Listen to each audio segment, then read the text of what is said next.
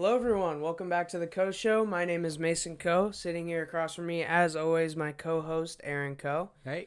And today is Monday, November 2nd, day before the election. And today is a really good day. You may never see us again. Yeah. This may be our last podcast. Today is a really, really good day. It is a really good day. Seahawks I didn't moved even to have to 6-1. use my AK. Yeah, it's a mark of a good day. Seahawks 6-1, and the Niners obviously taking a loss, which is just extra positive. I love 4-4, huh? 4-4, and 4-4. You know who they have coming up? Who's that? They I had it here. Hold on. Shoot. By the way, can we talk about how Nick Mullins looked better than Jimmy G? Yeah, there's a reason for that, and we'll get into it. I don't have that schedule in front of me, but they're playing. They got some really tough games coming up. They got the Packers next, I believe. Yeah, I got. They've got to play the Bills. They've got to play the Rams. So the Saints. They have Packers, Saints, Rams, Bills are their next four. So that's a real tough road ahead. Yeah. Especially, I didn't even realize this. I guess we could talk about this on this episode and not tomorrow, but they just traded Quan Alexander to New Orleans. Yeah. I did not realize they're playing him in 2 weeks. It's kind of interesting that they would elect to do that. I don't know, but yeah, I guess he hasn't been. He's been out for a few weeks, but I think he's ready to come back now. Yeah, so they're trying to trade get rid of some cap. Maybe because they might have to do something at quarterback. Seriously, trading away Quan Alexander in this instance, in this scenario, it makes it seem like they're like hedging a bet, like they're playing it safe for some reason when they theoretically should be going for a Super Bowl right now. Maybe they're not so confident in that. They went to the Super Bowl last year. And that seems a little bit like a give up move. Mm-hmm. I mean, they got another linebacker in return and a fifth round pick, I think it was. So it seems like, the division's pretty much out for them. They're last in the division and they would be first in the NFC East. Isn't that awesome? I didn't know that was possible, by the way. I don't think I've ever seen anything like that. Yeah, it's nuts. So the 49ers look like, I don't know, that they're not a terrible football team. They're going to win some games, but they're not going to pass 3 teams to get the division at this point. No, I can't imagine. Yeah, I don't think that's possible. So I can't really see it Rip. happening. Yeah, rip to the Niners. I love it. Absolutely love to hear it. We still got another game against them, which even if they're not in the hunt and we have it kind of wrapped up, I don't know when that game even is, but that's still a must win. Just cause. So. Yeah, I'm really looking forward to playing them again because this game was the second most relaxing Seahawks game this year behind the Falcons game. And obviously we talk about playing division rivals, especially in a division like the NFC West where all the teams are good. You never know what's going to happen. No, I was really nervous about this game. I was extremely nervous, especially, also, we'll talk about this more on Wednesday as well. The Rams losing to the Dolphins, absolutely massive. So now we're sitting comfortably at 6-1, Rams 5-3, and the Niners are 4-4, Cardinals are 5-2. So that series of events happening this weekend is absolutely massive because we could be looking at Rams being 6-2. Tied with us, ahead of us, we'd be 5-2, and the Niners being 5-3. Yeah, that's like such a massive swing. This weekend was perfect in that regard. So, it was just a great game. We'll go into specifics right away here, pretty much. To start the game, it added to the nervousness. I was like, oh shit. They looked uninspired. Yeah. The offensive line was getting worked. Yeah, I'm like, oh boy. I'm sitting there thinking Arizona figured something out last week and the 49ers are duplicating that and the Seahawks are not prepared. Yeah. To do it, and then it just completely changed. Completely turned around. The offensive philosophy I was happy with. Yeah. What I was really, really happy with was the emergence of DJ Dallas as the clear, I guess, number 3 ahead of Travis Homer. Homer's still banged up, so I'm not totally sure about that. I think after this week, you got to think he's secured it. I mean, he did okay. He catches the ball well. Running the ball, we need to see more from him. I thought he was hesitant at times in the hole. He averaged like 2.5 yards a carry. I thought I might see a little bit more out of him running the ball. He danced a bit, and maybe that's just, hey, the guy has had very few NFL carries. There's no preseason.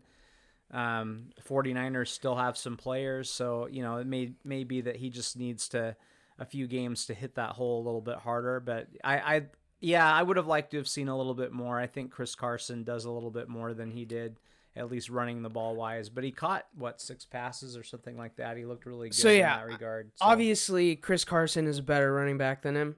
Yeah. I mean, I am perfectly fine with 5 catches and 5 catches for 17 yards and a touchdown.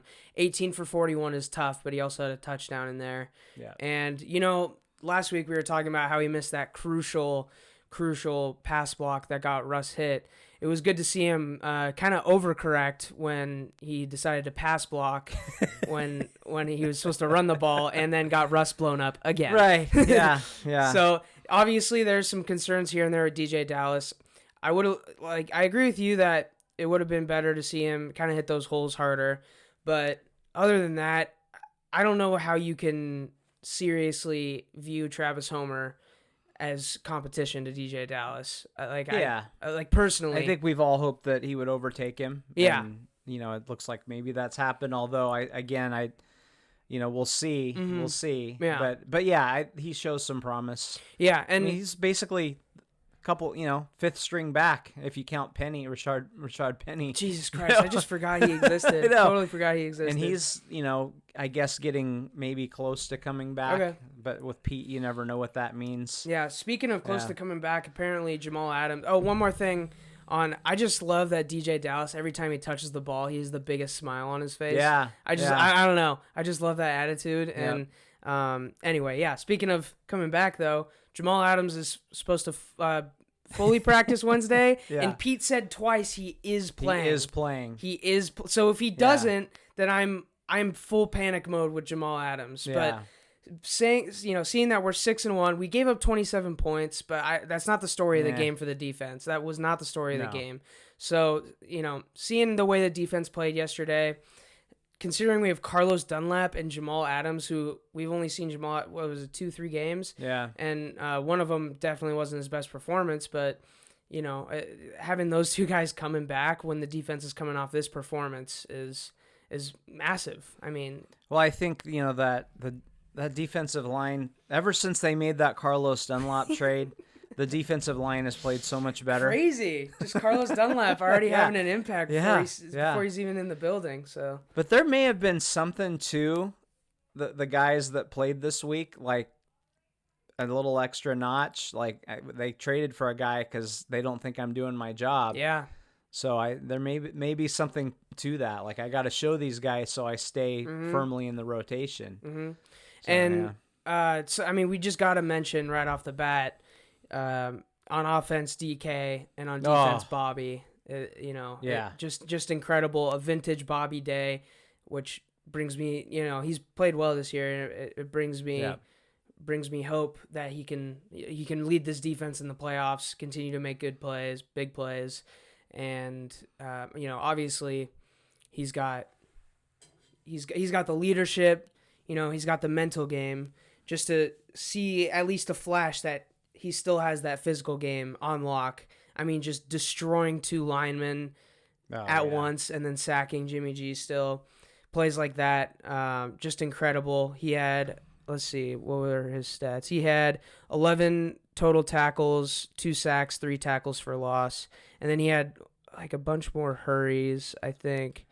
He had 4, let's see. So this is from Hawk Blogger. I got a few things from him that I want to credit him. But so he was the first Seahawks player and just the 11th NFL player to total 10-plus tackles, 2-plus sacks, and 4-plus quarterback hits in a game since 2006. Wow. Which is as far back as those stats go. I did not know those stats only went back that far. Well, I think just being able to combine all those pieces to it. But he played great, and it was great to see them. I mean, obviously Norton unleashed him. And, Bobby hasn't blitzed a ton in his career. It's been very rare that he's rushed the passer. Mm-hmm. So he proved to be a weapon, and some of that is a surprise to the Niners, So, you got to pick your spots with it because you do leave a void in the middle when you do that. But yeah, he looked great. Had a great game. I think there was some talk of Fred Warner Jr.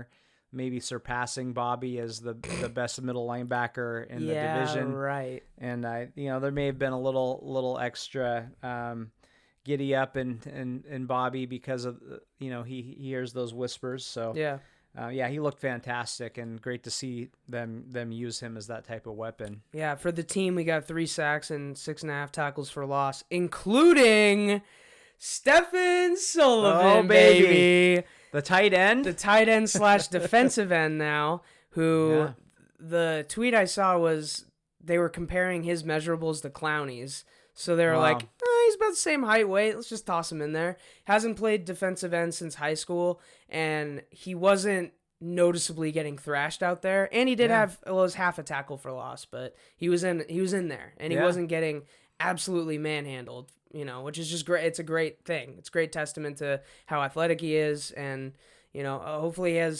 maybe he could be our Taysom Hill, except not quarterback, Well, I thought in our preseason, I mentioned that I really liked this kid. He has a great backstory. Mm-hmm. He had a very tough upbringing. Yeah. Didn't have his first bed that was his until he was in college. So it's just I root for guys like that. For sure, yeah. And then when he got moved to defensive end, I'm like, okay, this means they've decided he can't play tight end, right? Yeah.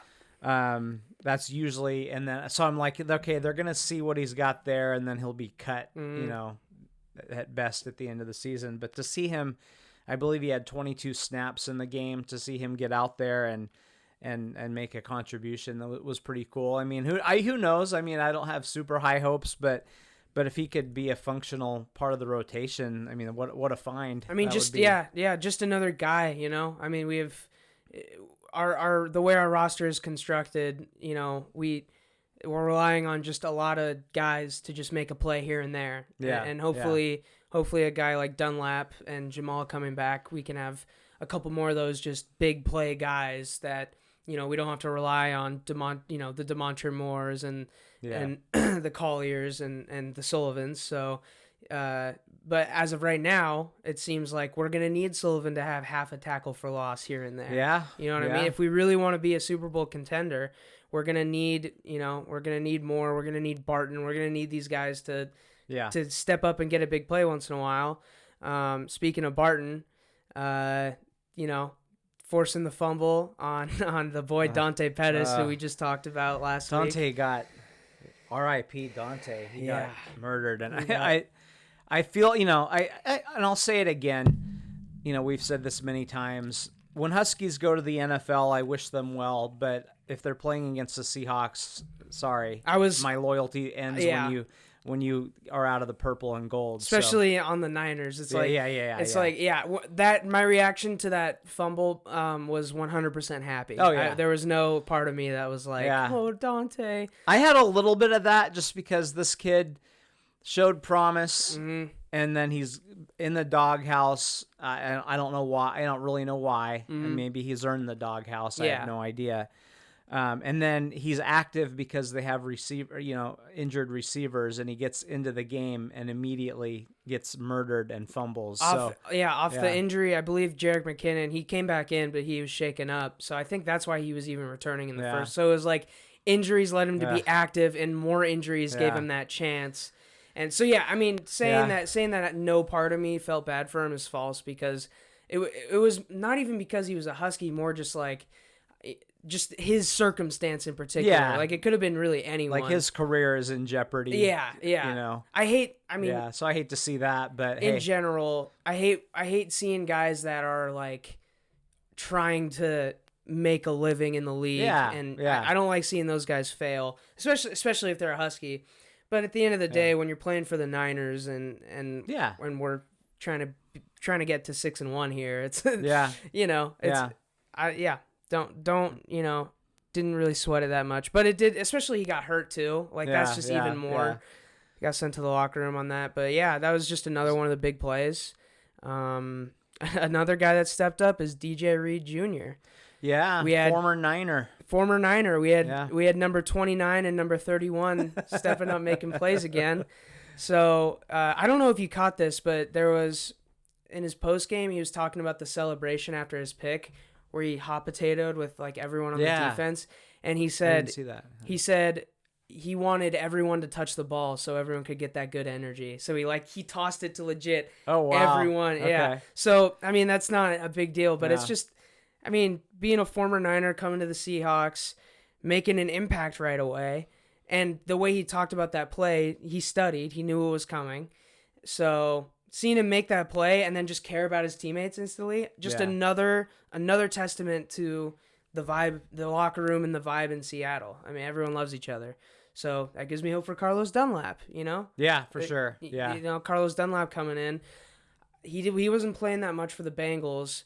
Not only was he not playing much, but I'm guessing he was a little demoralized by year 10 of, you know, he had a couple good years here and there, team years, that is, for wins and stuff, but how many years has it been since he's been on a competitive team? I think, and especially a team that they don't even have like an indoor facility, and they're playing in Cincinnati in the winter. Like, this franchise cares about their players, the locker room. Yeah. So I think Dunlap's going to come in, and I think this defense, I don't want to get too excited about it, but I think we could see this defense become average or solid. I'll take average. Average or solid, because what we talked about in the past, our theory for how to win a Super Bowl, one amazing unit and one above average unit. Yeah. If that defense can even just be average, our offense is so good. I think we just need an average defense. I think Jamal Adams and Dunlap coming back, I think that gets us there, honestly. Yeah. And they've they did show a few things. And keep in mind, I mean, I know the 49ers have some injuries, but they have supposedly the greatest play caller in the history of football, if you listen to some people. Seriously. They were scoring a lot of points, in their previous games, especially in the first half. Let me see if I can find that other stat that I had. Let's see. So, well, here's an example. So the 49ers rushing yards over their last 3 games were 197, 122, and 131. Yesterday they had 52. Hell yeah. So that tells you something. So, they that's still a good offensive team. I mean, it should be. It should be, and the Seahawks really just shut them down. This wasn't playing the Eagles or playing some of the other teams that have nothing. I mean, they had a lot of their offensive guys out there, and the Seahawks really just looked like a different team. So hopefully that carries over. And before you talk about Garoppolo getting hurt, Nick Mullins looked better than Jimmy Garoppolo. Jimmy Garoppolo looked like dog shit before he came out. Did George Kittle, did he end up coming back? I don't think he did. The game was pretty out of hand by then. And he had 2 catches. That's the other thing. He only had 2 catches, and again, the game, when he got out, they shortened the gap when he left the game. Like, it became more scary after he left the game. So I don't want to hear anything about injuries. No, I don't want to hear hear had anything. Injuries too. Did you see our inactives? I was like, fuck. Like, we are screwed. Starting corner, best safety in the league. Who else? I mean, defensive end. Wasn't 95 out? Yeah. Wasn't he out? Not that he's that. Yeah. Great, I mean, if you just look at the list, I believe I can find it on Twitter somewhere. You had your top 2 running backs out. Yeah, I mean, that's the big one. So yeah, you had some major. That's really the big one. He had some pretty major injuries there. For sure. So yeah, both teams were banged up. Yeah, don't want to hear shit about injuries. We won't, because no one listens to this. So other than that, I mean, I just wish DK Metcalf could run more than a go route. You know, you know what I mean? Just imagine if he could run slants and outs and comebacks and curl routes. Yeah, he would be the best receiver in the league. Oh, wait, know. he is. He's the best receiver in football. He is. Who's better? Tell me who's better than DK Metcalf right now. I mean, he's got the numbers. He's got the big plays. He looks outstanding, and we saw the whole route tree in one game yesterday. Speaking of DK, okay, let's just close out of this browser. Yeah, I don't know what just happened there, but I was just looking. He's fourth in yards and tied for first in touchdowns. So at the very least, he's an all-pro wide receiver, or at the very, very least, he's a Pro Bowl wide receiver. So yeah. What else we got? I mean, we could talk more about DK. Go a little bit more in depth. So here's a couple things. Yeah. So he's on pace to surpass Randy Moss's sophomore season. Randy Moss was 80 for 14, 13, and 11 touchdowns. That's pretty damn good. He's right on pace to get real close to Jerry Rice's second season. Also a pretty damn good football player. Yeah. So wide receiver number, here's a thing, this softy retweeted this. I'm not sure where he got it, but wide receiver numbers after 23 games, okay? Mm-hmm. So that's how many games DK has played. So DK Metcalf is 94 for 1580 and 14 touchdowns after 23 games. I'll take that. I will take that. Calvin Johnson was at 85 for 1438. Larry Fitzgerald, 102 for 1391. Jerry Rice, 86 for 1708. Randy. So anyway, he's in elite company. Yes. He's in elite company. Mm-hmm. He obviously could do more than a lot of teams thought that he could. He's stayed healthy, knock on wood, so far. He has shown the whole route tree. And they've brought it along slowly, so they're just kind of every week you see a little something else in his game. So he's obviously working hard to add those routes. He, in addition to his 40 time at the combine, which a lot of people talk about, he also had the fastest 10-yard split, which a lot of times the big guys don't have a very good 10-yard split. They make up the 40 time in the last 20 yards. Takes him a sec to get moving. Yeah, but he has that initial burst, and you see that when he runs routes. Like, he's just by guys right now. I mean, he just one-on-one on the outside, it was just hopeless. He would just run a slant, and it would be hopeless for the cornerback. Yeah. Like, just 5 to 8 yards every single time. Like, he just hits that slant. And guess what? That's a route. That involves quick bursts, shortcuts. Like, that's a Tyler Lockett. That's a Doug Baldwin route. Like, that's, you know what I mean? It feels like this year we're just going to switch off between teams double teaming Lockett and double teaming Metcalf. Pick your poison. Yeah, and the other one's just going to have like an all-time game. So I can deal with that. Yep. Obviously the real big play he had was coming over the middle and then just running around an entire football team. You don't see that in the NFL. No, that's high school shit. Yeah, like not even college that much. Not very often. Like that's something that CeeDee Lamb did in college. Yeah, he was like the only one that really did that in college. Any like recent receiver. Yeah, he doesn't do that in the NFL. Right. Who else does? I mean, really no one. It's like, this sounds fake, but right when he caught the ball and he kind of made that like cut like slightly backwards around that guy, I was like, oh my, he's not going to score this, is he? Because there were still like, I don't know how many guys, 5 or 6 guys out in front of him, and he didn't catch the edge yet, and I was like, he's going to get pushed out of bounds. Yeah, he might gain 8 or 10 yards. Yeah, he was in my head. I was like, he's not going to do it, right? Yeah. He's not going to catch.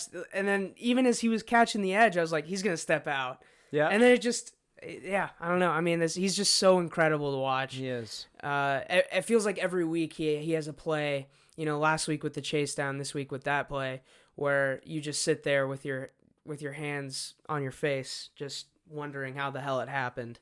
So, really exciting to, think about what could be, what the scenario could be moving forward with him and sure. Russ, for years to come, hopefully. Yeah, absolutely. Yeah, he, again, just looks better and better every week.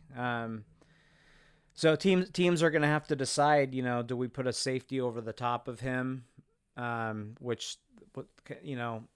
we put our best corner on him, but then, they're going to make you pay one way or another. So that's been awesome to see. By the way, his stat line, I don't think we read it out. 12 for 161 and 2 touchdowns. That one play being a 46-yarder. I did not realize it was 46 yards. I mean, that just goes to show how quick he is, because it seemed like he ran a long way sideways, and it did not seem like it was 46 yards down the field. Yeah. So, yeah. Got there fast. Mm-hmm.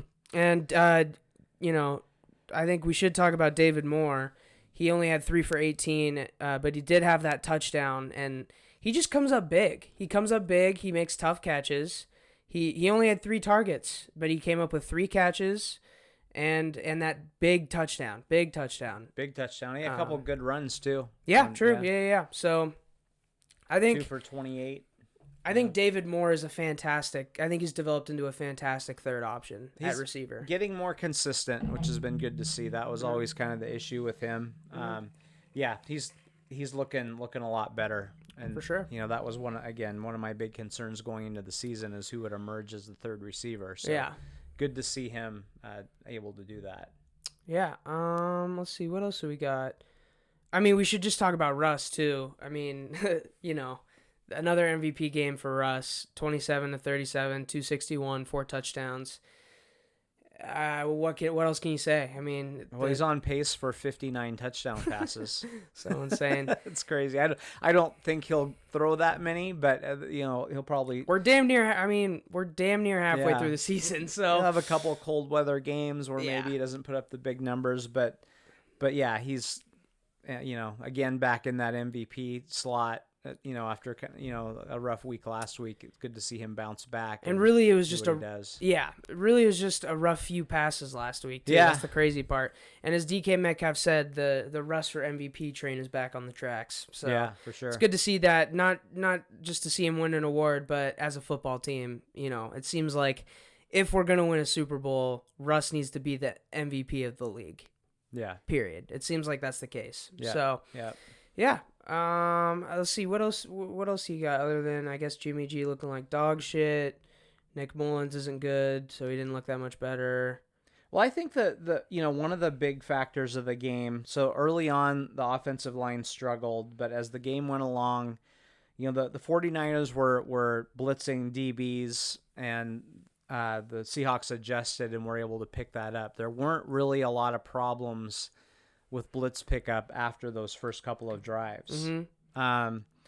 The other thing that I thought was interesting is, so the 49ers they bootleg quite a bit. That's a big part of Shanahan's offense. Mm-hmm. The Seahawks did a great job of staying in their gap. So when you bootleg, you're going to fake a handoff to the running back going one direction. The quarterback's going to circle back the other direction. And you usually just have one receiver out there, or you're going to throw back across to the other side. And the Seahawks did a great job of covering the boot option to the strong side, and also they had a play where they blew up something on the backside. Mm-hmm. Trying to remember. Oh, I can't remember who blew that up. I don't know if it was Neal or Diggs. I think it was Diggs. Just I think it was. A guy. I think it was. He hit a guy really hard. There were a bunch of guys there. So they did, and then on the flip side of that, the Seahawks did a nice job with their bootleg. So they had a touchdown off of a boot where it looked like the guy was covered, but then the defensive end stopped running. Right, yeah. So we had that touch. Who caught that touchdown? I'm blanking on that one. Who was that? Was it Disley? Was that the Disley? No, Disley didn't have. Disley only had that one catch where he went out of bounds when he shouldn't have. Oh, yeah. I guess while you're looking for that, That might have been. Was that the DJ Dallas one? It was either DJ Dallas. I think it was DJ Dallas. Yeah. Okay. Yeah.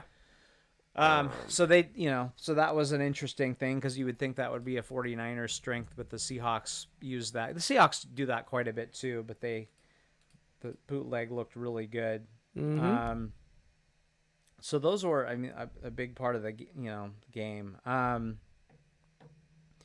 Yeah, early on though, it was a little rough. Russ gets sacked, they punt, and then you had the really interesting call by Shanahan on the San Francisco's first drive where they ran the Wildcat. Yeah. I don't know. Yeah. And I don't know what the hell. He said basically, they were planning to get a few yards, hopefully, and then go for it on fourth down. Mm-hmm. But then they ended up losing yards. But Wildcat on 3rd and 5. I think that's wild, dude. That's a coach overthinking Real things. wild, yeah. A lot of people hate the Wildcat. I think it can be effective on 3rd or 4th and short. I've seen it work here and there. But 3rd and 5, that's just puzzling, and it just shows you that he doesn't believe that his quarterback can get him a first down. Yeah. That's what that looked like to me. It's the coach can always say, oh, we thought we'd like the look or whatever, but at the end of the day, it really reads like you don't trust the QB. Yeah. And hold on, one more thing about DK. When the GOAT gives you props, Wait, that's who? Where's Michael Jordan? So LeBron said, we built different, DK Metcalf, a.k.a. Baby Bron. I will say, LeBron, you did already name someone after yourself. So LeBron is DK's dad? No. No. But DK's dad played for the Bears, I'm pretty sure. So, yeah, but...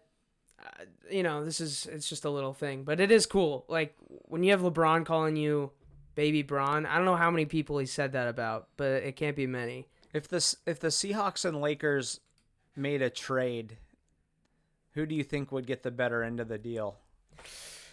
I don't know. Well, the thing is, like, I don't know how DK. I don't know if he can shoot a basketball. I don't know. I have no idea. So I'm just gonna say, for this year, if you give it, if you're saying it's a 5-year trade, I don't know. Maybe DK can become a slasher and really wreak some havoc in the NBA. But yeah, no, I think LeBron probably. I think we win that trade probably.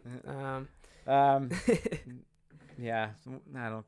That tweet means nothing to me. But anyway, it wasn't a tweet actually. It was on his Instagram story. Oh, sorry, Instagram. Yeah. I don't do Instagram. I really don't either. I just happened to catch it, but no, it is like.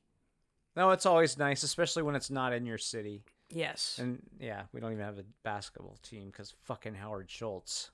Yeah. Anyway, fuck we'll talk about Schultz. that next week, next podcast. One thing I'll say just a couple negative Nancy Nagy things real quick. Dixon, another unclutched touchback at the end of the game, and at the end of the half too. It's crazy to me because he had a great 65-yard punt that died at the 2. Sorry, that was the one at the end of the half. That was good. So that one, basically Shanahan's like, well, fuck this. I guess we're just gonna take a knee. That was good. Shanahan gave up because of that punt. Mm-hmm. But yeah, then there's when the San Francisco's starting to make us sweat a little bit. Mm-hmm. He punt and he does. I don't know. He seems like whenever I really want him, like, okay, we need it now. This is time. Yeah. He puts it in the end zone. And I'd rather he was less aggressive and dropped it at the 10. Most of the time, they aren't like, oh, they just creaked into the end zone. It hits at the 5 and just goes straight back. Yeah, like, it just that one doesn't had even, no chance. No. Yeah. And then the other thing, if Myers hits that extra point, like the whole fourth quarter is different. Yeah. Because we're up by 9 instead of 8. Yep. We're up by 11 instead of 10. Yep. Like, it just changes everything. So obviously, just move forward. He hit a 48-yarder after that. Yeah, it looked like he fixed whatever happened. And Yeah, and as long as it's not a big mental thing. So I guess just move on from that. It didn't cost us, but that is something that is noteworthy because, being up 9 instead of 8 is everything. Yeah, I mean, it's a huge difference all the way in the end of that game for sure. Seattle's second drive, they had 2 false starts. Mm-hmm. That was rough. I mean, that's the point where I'm like, oh my, like we're just not gonna show up today. Yep. Okay, I see what we're doing. Russ had a bad throw to Greg Olsen, and just looked like okay, they're all out of sync. But the offensive line, I don't know if they had any penalties after that or not. I don't remember, but nothing jumped out at me. That's the thing. Made me pissed. Really, with our offensive line, we're just looking for. I don't notice. I mean, really, any offensive line. Yeah. If you don't notice them, it's a good game for the most part. Yes. So, yes. But particularly with ours, we're not looking for dudes to go out there and pancake people. Like, just hold up, okay, and don't have too many penalties. And then we already talked about briefly the DJ Dallas pass protecting when he was supposed to run the ball. Yeah. And then, I mean, that's 2 weeks in a row DJ Dallas has got Russ hit pretty hard. Yeah. That has got to stop. Yeah. So, like, if he can't fix that, then put Travis Homer in over him no matter what. Yeah. Because, Russ can't be getting touched. Yep. Speaking of Russ getting touched, he's finally getting some calls. One of them was even, like, a little soft, I would say. One of his roughing the passer. He did that. So he did that little, like, I'm going to slide. Oh, no, I'm not. Now I'm going to half slide. Mm-hmm. And I think if the defender just makes it look a little bit less aggressive, like I think, you know what I mean? Yeah, he came in a little hard. Pull your head up and make it look like you weren't really trying to hit him. Just go with your arms out, pretty much. Yeah, I think you get away with that one. So sometimes a little acting, can help in those situations. Yeah. But yeah, it's good to see him because he doesn't always get those calls. No, So. I hope. I mean, that's the other thing is, does winning him an MVP get him calls next year? Genuinely. I think that always makes a difference. Because the NFL, I'm guessing the NFL makes it clear, we need our star quarterbacks to stay healthy. And once you win an MVP, like the NFL wants to build legacies, because that's what keeps people coming. Yeah. So Russ wins an MVP. Now he has a legacy. Officially, he has a legacy. So, maybe winning an MVP is more important to the actual results of the game next year than we think. Just for that reason, just for the respect. And I don't know. I guess, it seems like he's getting more calls than he has been. So yeah, I think so. I think when you're in that upper echelon, especially if you're respected as a passer, Lamar Jackson's still probably not going to get a ton of calls. Cam Newton's probably not going to get a ton of calls. We'll talk about Lamar Jackson on Wednesday, but I don't know. I mean, if they figuring the guy out, we'll get into that. I said losing Yondo was a big deal. Yeah, and he lost about 100 pounds this offseason, so they can't bring him back. We'll talk about that Wednesday. Yeah.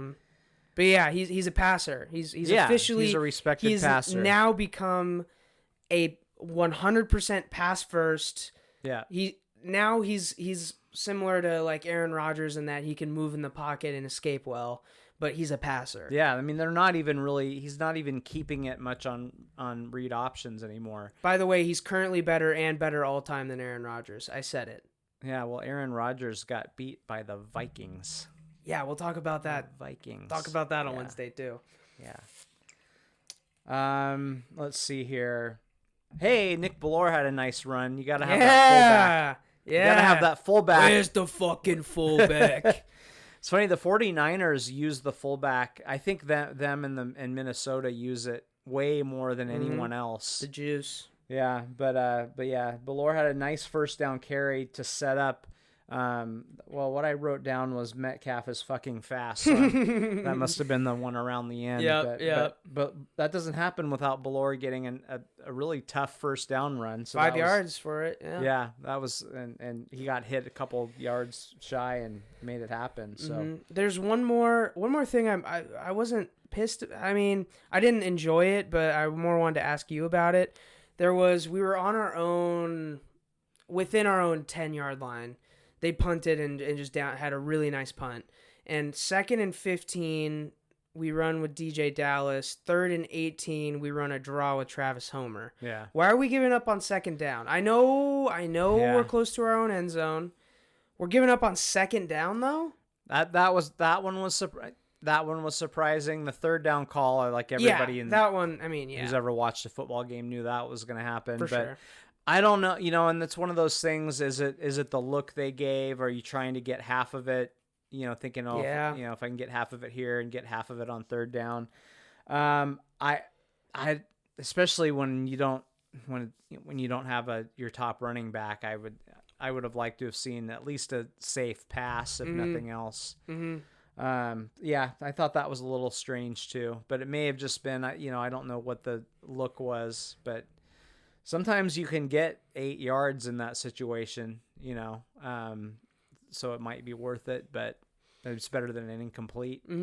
But yeah, no, I agree. I didn't like that call either. Yeah, and then also before the Dixon punt to the 3, that was a very fast 3 and out. Yeah, to give them the ball. We got it with like a minute and a half left, and they got it we ran like 3 like really quick. Well, that's the downside. Can be the downside of let Russ cook. Yeah, but it's like, why are we throwing short? Yeah. Shit, and then I don't know. Yeah. That was quick, and then they get the ball back, and fortunately a great punt, and Shanahan doing Shanahan things, right? Yeah. He's done this before. We've seen it in 2 Super Bowls. Yeah. He gets scared. So I think the Seahawks, if they get the ball there, they might try a little something. I don't think they're just going to straight take a knee. Yeah. There was a minute left or close to it. Like you're trying to. I thought they would go get a field goal. Me too, yeah. Because I still wasn't feeling real great about our defense. I was like, this is prime Trey Flowers and prevent time. Where he just gives up 20 yards at a time. And then we're kind of bouncing all over the place here at this point. Just random points that we kind of missed. But Trey Flowers forced a fumble. It got overturned. Getting closer to the Trey Flowers pick. Yeah, we're there. Getting closer. And then I think it was like the next play, Jimmy G threw that pick to DJ Reed, who I already said I liked his attitude afterward. I liked that he knew it was coming and was able to jump the route and catch it. Fucking terrible throw. Oh, Such a bad throw. He's so bad. And I guess, his ankle's bad or whatever, but man, he's never been what has he done?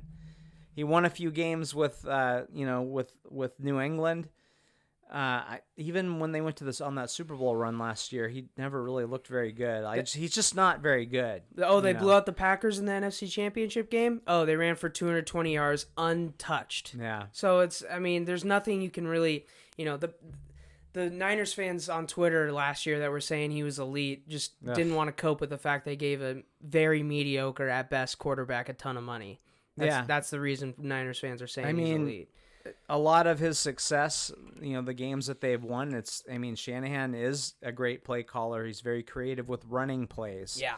Not with Jimmy G making plays down the field. So they do a lot. They have a lot of creative running plays, and they have a lot of sideways passing game. But downfield, how many throws has that guy made down the field? Like 4. Yeah. Like 4 past his own line of scrimmage. I guess, as far as the game goes, incredible feeling afterwards and during most of the game. Felt great. Well, the 49ers had, I think it was 116 yards in the first half. Yeah, that was another thing. With 12 minutes left in the third quarter, DK had like 5 less yards than the whole Niners offense. And then, one of the things that the Seahawks have been really bad at this year, and we all hate prevent defense, but in a game like that, you're gonna probably run that. Yeah. But I think the Seahawks are even too passive in those situations. So if you're playing prevent, what you're doing is you're gonna allow 6 and 7 yard completions and tackle. But you also are hoping for some incompletions, right? Yeah. But the Seahawks just seem to, they watch a guy go 8 for 8 down the field. Oh, you didn't score a touchdown on this play? Good. Yeah. That's the mentality. We need a little bit more aggressiveness there. Especially when a field goal really changes they're down by 3 or less, or when they're up by 3 or less and they're playing this prevent defense. Yeah. It's like makes me want to pull my hair out of my head. Right. And I have some sweet hair right now. So yeah, so they've Pete Carroll, I think he addressed that today, said that they went with a 4-man rush, and he feels like they maybe need a little bit more help even in those situations. Mm-hmm. You either got to get more pressure, or even in prevent, or you've got to play better coverage. You got to lock up. Yeah. You got to do something. Yeah. Something has to change there, because you can't. Yeah, you're up by 3 touchdowns and things are looking pretty good, but NFL teams can score 3 touchdowns in 15 minutes. Mm-hmm. Especially a team that's supposed to be good like the Niners. Yeah, yeah. We're not talking about the Jets, Yeah. This is a team that's dangerous still. It is. Especially when they bring in Nick Mullins. Yeah. Oh, I'm just glad they didn't get to Beathard. I mean, that's the closer coming in. That would have been real scary. The closer. Yeah. Yeah. They're a quarterback by committee. Yeah, seriously. Yeah. They're revolutionized. This Kyle Shanahan just being a revolutionary on the offensive side of the ball once again. 3 quarterbacks. Yeah. But I think, considering, you have a 3rd-string nickel guy in, is it DJ? I don't even know what the fuck his name is. The guy that had the pick. Yeah, DJ Reed? Reed, yeah, DJ Reed. You had a 3rd-string nickel guy. You had to move Dunbar over to left corner and bring in Trey Flowers to give up 8 yards every play to the other side. So you have right there, all 3 of your corners are different than what you expected. Yeah, yeah. Even from last week. You have Ryan Neal, who was on the practice squad a few weeks ago playing strong safety, because Lano Hill, I don't know what happened to that guy. Yeah, what actually? Is he still on the team? I just forgot about him. Yeah. I guess Ryan Neal just had an opportunity and so that was he did something good. So that was your 3rd-string strong safety going into the season, and he's you've had all these changes, and still they were able to. They've held it together enough this season, and then looked really good this last game. So when everybody's back, I mean, this should be. And I'm not going to say they're going to be dominant. I don't think we're going to get there, but they should be. They shouldn't kill you. Mm-hmm. That's what we're hoping for. Mm-hmm. It's always going to be, can the offense carry the defense? That's just going to be the story of the season. But if we get to a point where we don't have to put up 35 plus every game, then I'm confident. Can you keep them under 30? Yeah. Can you know what I mean? Seriously. Keep them under 28 or less. That's really, that's what we're looking for at this point. Yeah. I'll be pretty happy. And, you might lose a couple games that way, but I don't know. That's what we need. For sure. Overall, once again, positive feelings, 100%. Yeah. 6-1. I feel like this week wasn't very nitpicky from us, but we do tend to nitpick. 6-1 is better than we could have hoped or asked for to start the season. So, it's just fantastic. And feeling this game was one of the only wins the Seahawks have ever had in this era that made me just 100% feel better about the team. Yeah. Just 100%. I just feel better about the team this week than I did last week. Oh, for sure. So, great. And now, next up they go to Buffalo, and that's not going to be easy. It's a big test. It's a really big test. But our boy that we've never been big fans, Joshy boy. He's been pretty pedestrian of late. I think he has like 4 touchdowns and 4 picks lately. So he's kind of come out of that MVP conversation a little bit. Can my Trey Flowers pick hit against Josh Allen? There we go. Can it hit? It's gonna hit someday. I might just make him my player of the week. We'll just have to tune in. Make Trey Flowers my player of the week. I mean, I guess first of all, do you have anything else about this game? No, I mean, I'm just I'll just say there've there was a lot of negativity, I think, and hey, from us too, I suppose, to a degree after the last week. But you lost a game in which Russell Wilson threw 3 interceptions. That has almost never happened in his career. Mm-hmm. You had really a lot of special circumstances to lose that game, and they lost it in overtime. Yeah. Okay. If any one thing goes right, that of those things that were a little fluky that went wrong, you win that game. So For sure.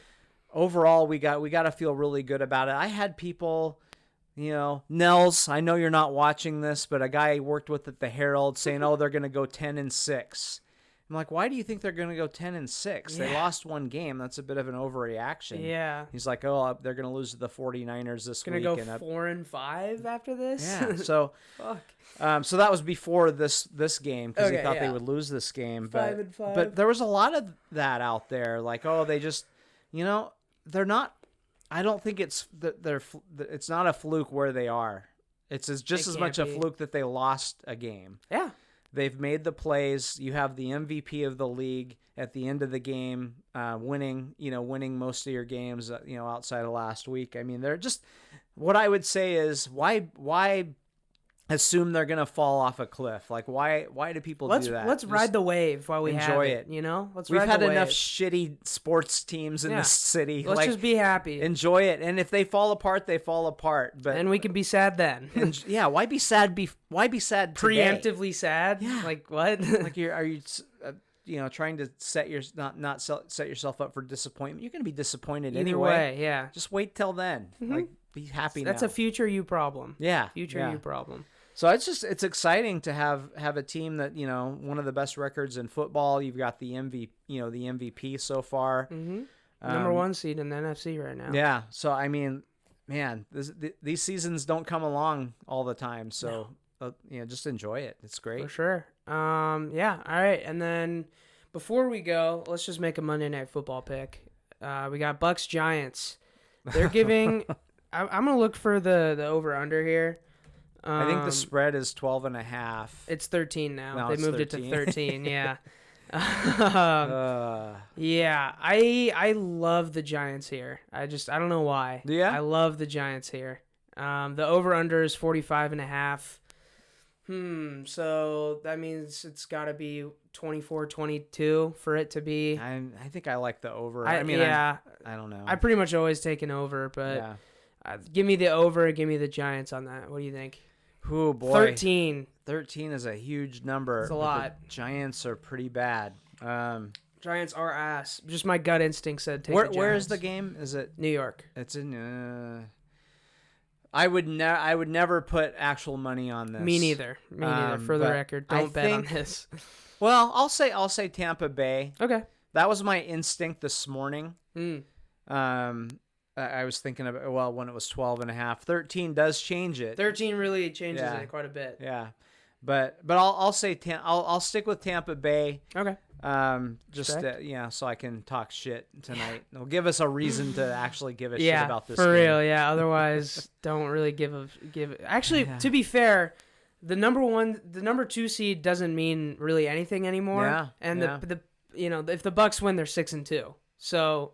Really, we should root for the Giants here because it's crazy now. It's just more so than ever. It's like, it's just the number 1 seed. It really matters, and I like that. I do too. I think I do too. Yeah. And for those of you who don't know, there's an additional playoff team this year. Whether they'll keep that forever, I bet they probably will, but who knows? So normally the number 1 and 2 get a bye. Yeah. Now number 2 has to play that extra team. So that there's no difference between 1 and 2 seed unless they both win out and happen to play in the conference championship game. Then it's better to be the number 1 seed. Just home field, but that doesn't even play out all that often. No, it doesn't. Usually one of them gets upset anyway. Yeah.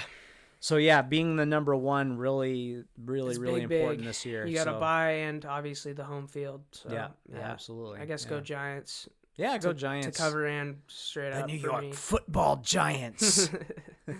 Yeah. All right. Well, I guess you got anything else? No. Go Hawks. Go Hawks. Fuck Howard Schultz. Fuck Howard Schultz. And see ya. See ya.